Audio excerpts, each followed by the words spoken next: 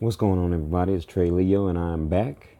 About to do this reaction to Jotaro and Kenshiro. I'm really stoked about this one.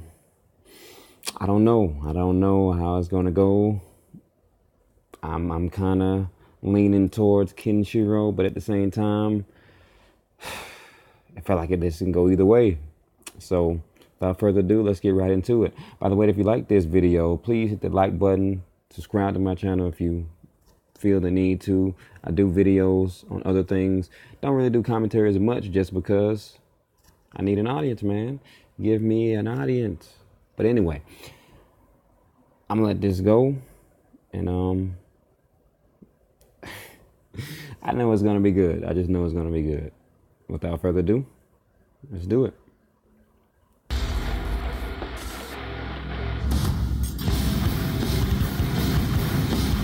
We've covered a lot of macho heroes here on Death Battle, but these two are as manly and stoic as they come. It's all in those sweet-ass jackets. I guess they're pretty badass too. Jotaro Kujo, the delinquent turned hero from JoJo's Bizarre Adventure. And Kenshiro, the wandering fist of the North Star. He's Wiz and I'm Boomstick. And it's our job to analyze their weapons, armor, and skills to find out who would win a death battle. As a teenager, Jotaro Kujo was a fairly infamous troublemaker. But you can just call him JoJo like his friends do. Get it? Jotaro Kujo. How bizarre. Well, being a high school hoodlum isn't usually a good idea. It worked out great for him, because he toughed up a lot. At the age of 17, Jotaro was arrested for brutally pummeling 4 known gang members, who were armed with knives and nunchucks of all things, with apparently his bare fists. But Jotaro had a bigger problem. He didn't know how he did it. He knew he was tough, but not that tough, so he came to the only conclusion that makes sense. He was possessed by an evil spirit! Whoa. Just like my pet rat. Yeah, wait, is that why he's been scratching pentagrams all over his cage? You'll find out. But then Jotaro did something absolutely crazy. To prove his theory, he swiped a police officer's gun, pointed it straight at his head, and fired. And that's how he died. Just kidding! A third arm popped out of his body to stop the bullet, of course! This strange being attached to Jotaro wasn't an evil spirit at all. It's an entity physically generated by Jotaro himself, and inherited through his bloodline. Yeah, lots of the JoJo family has them, including his granddad, Joseph. These beings are called stands, literally because they stand by you. I guess it's not wrong. It's so lame.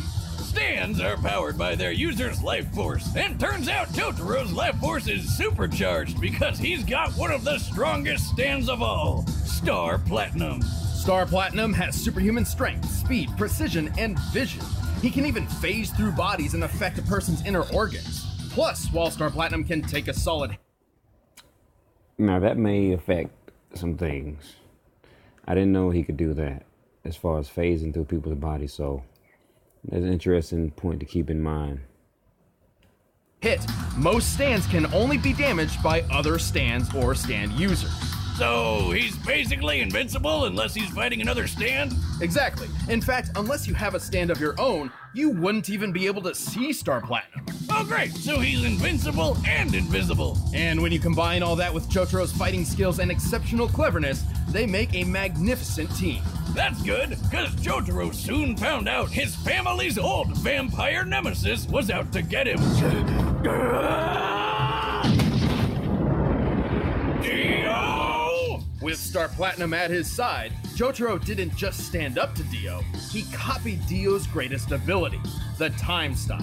With this new power, Star Platinum can freeze time everywhere for 5 seconds. He can do it multiple times, though it does need a sort of recharge between uses. Kinda like an ability cooldown in a video game, or me in the bedroom, ladies. But still, he can friggin' stop time! In Jotaro's case, he may be human, but he's strong enough to smash through stone and leap several stories. On the other hand, Star Platinum is said to be faster than light. Sure. Technically he can because he can stop time or whatever, but he can't really move that fast normally, right? Well, maybe. Star Platinum has matched his speed with... For the record, time stoppage does not account to speed, because speed would be in time measurements that doesn't count, but just FYI. Another stand called Silver Chariot. Silver Chariot previously defeated a different stand called Hanged Man. Long story short, Hangman moves between reflections at light speed, and Silver Chariot caught him in mid-movement. Granted, Silver Chariot had to use an elaborate plan to force Hangman into moving in a predictable direction. If Silver Chariot was truly faster than light, he wouldn't have needed to resort to such a plan. But the fact he caught Hanged Man at all is proof enough that he's at least close to light speed. So that means Star Platinum is close to light speed too, and he's got the super strength to back up his super speed. He can lift a steamroller that's around 60 tons. He broke the top of this building off and threw it like a javelin. And then there's the time that he broke a giant monster lady's teeth that were harder than diamonds. The definition of hardness refers to an object's protection from scratches. But we could also compare this to pressure resistance, or the possibility of fracture through a diamond's cleavage. Not that kind of cleavage. The toughest diamonds break around 600 gigapascals. This means Star Platinum can clearly strike with a force equivalent to 3 million tons. Turns out diamonds aren't forever when Star Platinum's around. What can't this guy do? Sounds like nobody could beat him. Maybe not, but unlike stands, Jotaro isn't invincible or invisible. And whenever Jotaro is hurt, Star Platinum feels the same pain. In fact, when a stand user dies, so does their stand, and vice versa. Sure, but with a guy like Star Platinum having his back, I don't think Jotaro has a whole lot to worry about. These two are one kick-ass duo. And stylish. Your receipt. Okay. You can keep the freaking So you take change. out the stand, you take out the user. Let's see. It's the last decade of the 20th century, and the world has been ruined. In this apocalyptic age, the strong survive and the weak kneel. Only one man challenges this new society, and fortunately, he has the literal power to do it.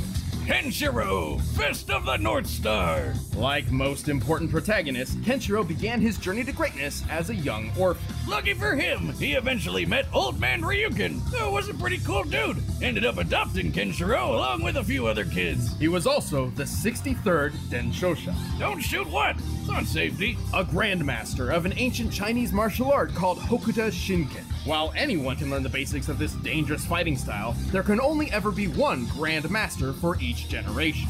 So that's what Kenshiro set out to be. And with patience, training, and plenty of muscle building, he was named the next successor of Hakuna Matashin. Too bad his adoptive brother got pissed he wasn't chosen and killed Ryukin over it. Talk about a sore loser. With Hokuto Shinken mastered, Kenshiro can focus his energy into his strikes, effectively killing an opponent with a single blow to their pressure points. There are 708 malleable pressure points in the human body, and striking any of them can cause all sorts of effects. Stunning, blinding, healing, restoring memories, making people walk backward. But mostly, they just make people explode. Anyway, things started looking pretty great for Kenny. He even got engaged. But then nuclear war broke out and turned the Earth into Mad Max land. Kenshiro's fiancée got kidnapped, and this guy used his knife fingers to draw a nifty Big Dipper on Kenshiro's chest. Seriously, how is he not dead after that? Miraculously, Kenshiro survived and began his wayward journey, wandering the wasteland searching for revenge. And if we go by how many people he blew up, I'd say he got plenty of it. He really does leave a big mess behind. I can't even imagine what it must be like to clean up after one of his fights. Kenshiro had no problem killing hordes of baddies with moves like his bone-crushing fist, spilling wheel-exploding fist, and 100 crack fist. Huh, seeing him kill all these people from the inside out reminds me a lot of my ex-wife. How? Emotionally, Wiz. Most of the time, his body explosions don't even happen right away, giving him plenty of time to explain to his foes how they're about to die, right before they explode. You think you can beat me with a finger? That finger struck the hidden vital point known as Gakuchu. There's no use fighting now. You're already dead. Hakuna Matata isn't just for blowing up people. Sure, Kenshiro has developed a number of legendary techniques, such as the Tenryu Kokyuho, aka the art of dragon's breathing. According to Kenshiro, this unlocks the full potential of his natural abilities, where a normal fighter would only use about 30%. He can utilize Toki, or his own natural ki, to perform numerous techniques.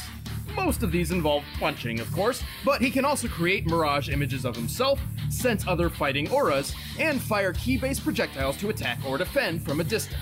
Oh, and he can perform miracles, like making a mute girl speak.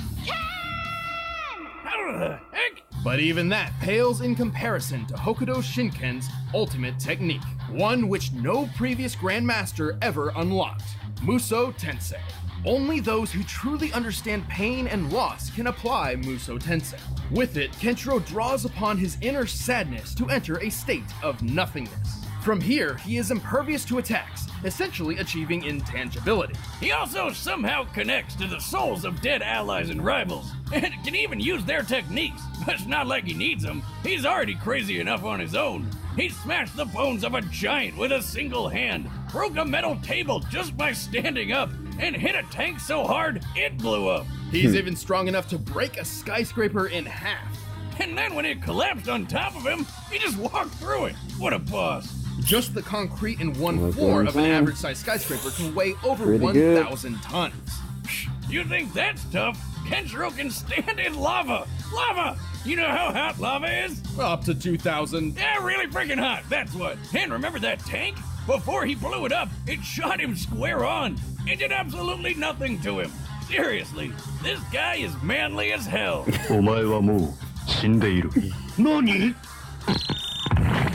I like that. Money. All right, the combatants are set. Let's end this debate once and for all. All right. So, with that being said, on both sides, if I had to choose one to win,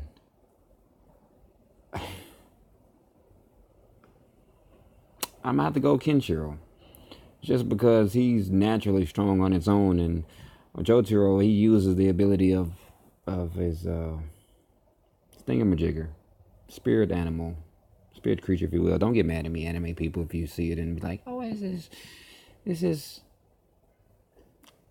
Don't get mad at me. That's what I think is gonna happen. We'll see. It's gonna be a good fight either way, but we're gonna see. But first, these guys are so stylish, you know they're rocking MeUndies. In a world plagued by despair, darkness, and terrible underwear, there's only one. I'm skipping that. Pouches cradle my most sacred of jewels with .com has a 100 MeUndies. Shipping and a legendary for a death battle. Look comfortable, but I'm not interested.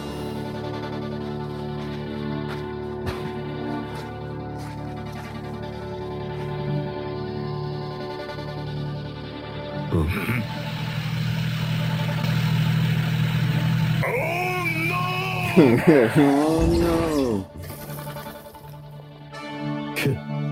誰だおめえは。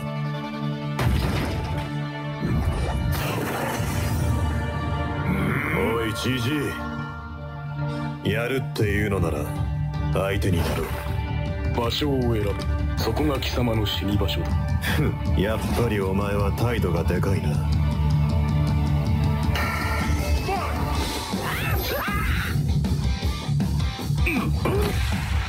何？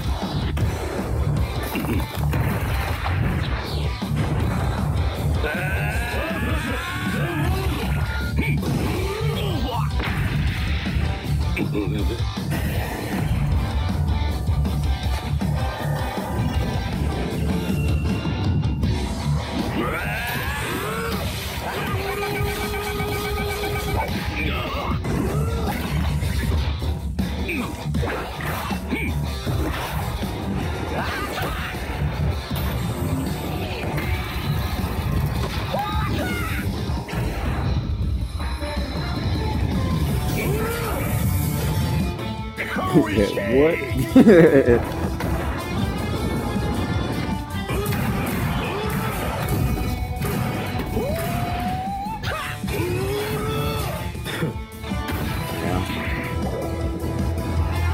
All he gotta do is get to him.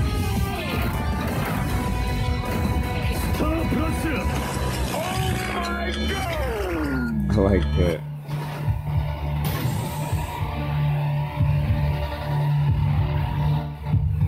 I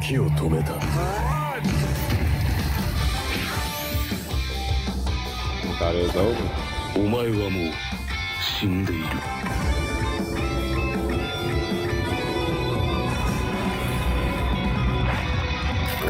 何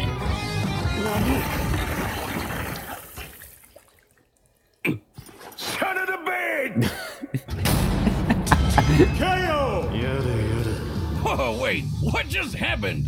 Well, all Kenshiro needed to do to win was just get one hit in, but this matchup was far closer than that makes it seem. Of course it was. Kenshiro spent the whole time fighting Star Platinum, who he couldn't even see. Lucky for him, once he figured that out, his ability to sense other fighting auras helped him keep track. Okay, so what does this say? Kenshiro has seen and fought opponents who can only detect by senses. Yeah, so he can see chakras and energies and stuff. That makes sense. He mastered it though. Of SP, but no matter what he did, Kenshiro isn't a stand user, so he couldn't actually hurt Star Platinum. Then again, Star Platinum's own strength wasn't quite enough to hurt Kenshiro much either. One of Star Platinum's greatest strength feats involves breaking and throwing a small section of a building. In comparison, Kenshiro broke an entire building, let it fall on him, and acted like it wasn't even there.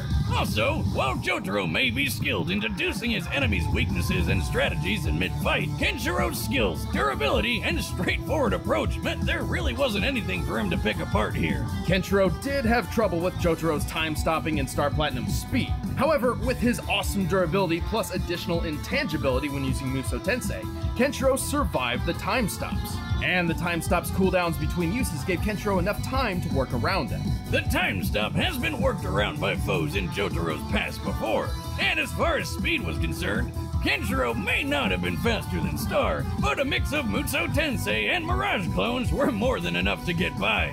And let's be real, Jotaro never stood a chance against Kenshiro by himself. In the end, both combatants had plenty of advantages, but Kenshiro's techniques and overwhelming power ended this fight. Jojo didn't stand a chance. The winner is Damn, Kenshiro. Jojo. Hey guys. Damn, Jojo. Thought you was gonna put up more than the battle than that, I mean, good either way. I would like to see Kenshiro go up against someone like somebody more durable. Give him somebody like the Hulk or Superman, or hell, put him against Goku. You know, that'd be interesting. You know, like, Batman has made more than one appearance on here, so I think Kenshiro should have another opportunity to show his prowess. Just my 2 cents. But let's see who's on the next one real quick. Guys, thanks for watching this death battle. If you want to see exclusive commentary, click that link right over there. And if you guys want to pick up the fight track for this episode, link in the description.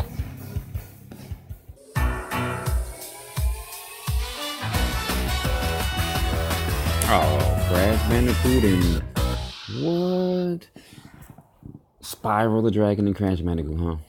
I'm going with Spyro off the jump. He's a freaking dragon, while Crash Bandicoot is a bandicoot. I mean, plus I played those games, and the feats that Spyro have done are far more impressive. He seems to be faster, but then there's that mask that Crash Bandicoot has that makes him invincible. So, should be good. Should be good. Well, I hope you all guys enjoyed that in my commentary. Though I didn't provide much input on it, I just kind of want to let the video do the talking and give my 2 cents on the whole matter. So yeah, hope you all have a good day, and catch you all in the next death battle.